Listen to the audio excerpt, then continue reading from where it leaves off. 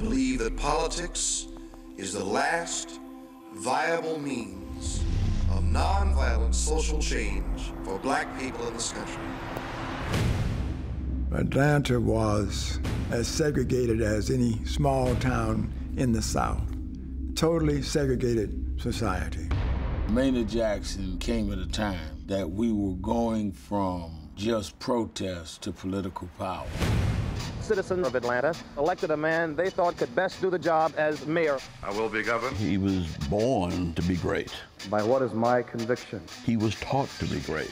He's the city's first black mayor. His name is Maynard Jackson. So help me God. Congratulations, Mr. Mayor. Atlanta was the capital of the South.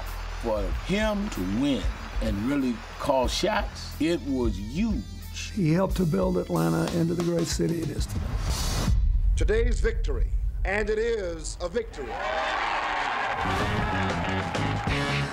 Political activism wasn't anything new to Maynard. It was kind of in his blood. His grandfather, John Wesley Dobbs, was known as the highest-ranking black Mason in all of Georgia, was the unofficial mayor of the Sweet Auburn community.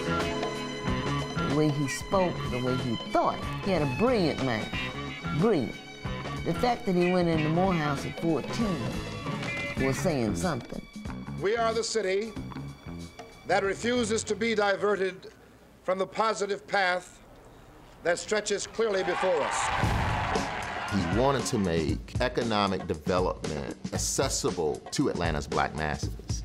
And so there were numerous projects that took place in the city during his tenure as mayor.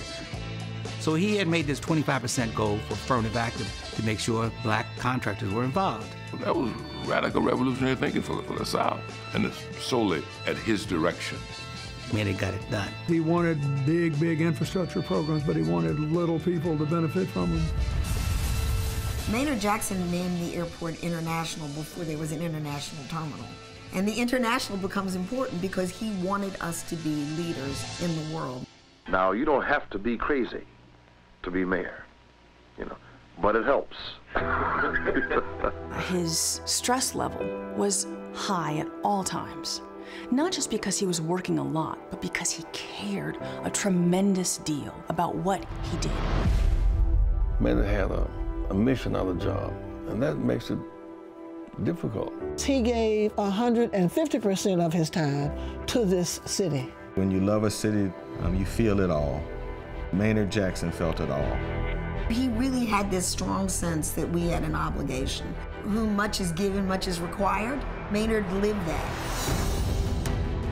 I think Maynard Jackson's legacy will be one of courage, honor, community. He evaluated his service not based on the elections he'd won, but the people he'd helped. And that's his greatest legacy.